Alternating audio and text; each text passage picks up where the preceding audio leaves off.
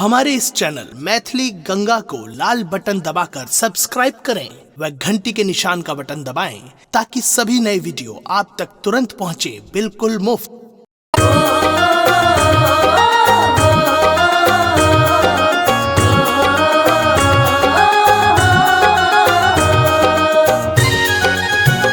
अपने सुन रही थी गंगा कैसे टूट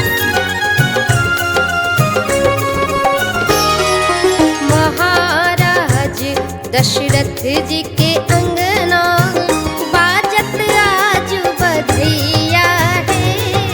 महाराज दशरथ जी के अंगना बाजत आज बधैया है। शुभ शुभ का मरवा पर बसला राम लखन चारु भैया है।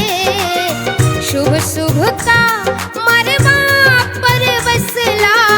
राम लखन चारु भैया है।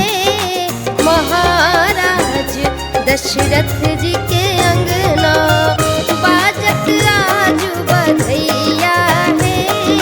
महाराज दशरथ जी के अंगना बाजत आज बधैया है। महाराज दशरथ जी के अंगना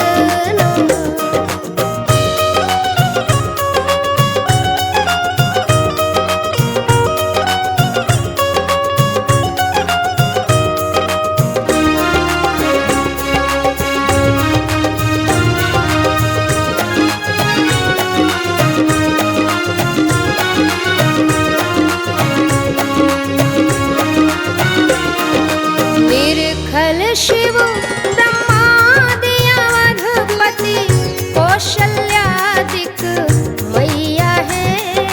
कौशल्यादिक मैया है। निर्खल शिव ब्रह्मादिया अवधपति कौशल्यादिक मैया है। महाराज दशरथ जी के अंगना बाजत आज बधैया है। महाराज दशरथ जी के अंगना बाजत आज बधैया है। महाराज दशरथ जी के अंगना बाजत आज बधैया है। महाराज दशरथ जी के अंगना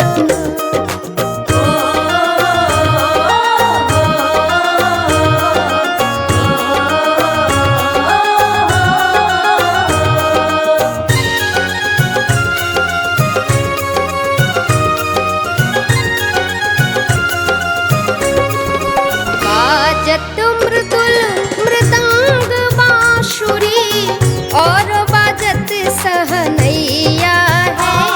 बाजत सहनैया है।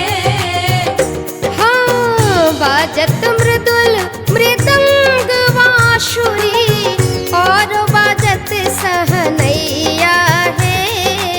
महाराज दशरथ जी के अंगना बाजत आज बधैया है। महाराज दशरथ जी के अंगना बाजत आज बधैया है। महाराज दशरथ जी के अंगना बाजत आज बधैया है। महाराज दशरथ जी के अंगना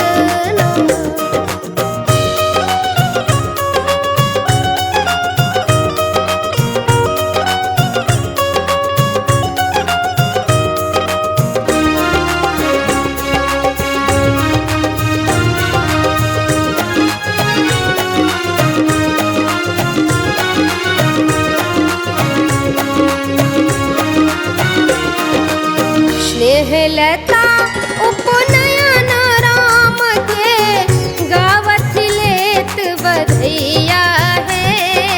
गावत लेत बधैया है।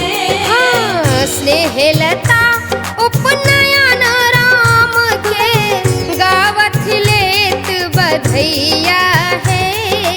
महाराज दशरथ जी के अंगना बाजत आजू बधैया है।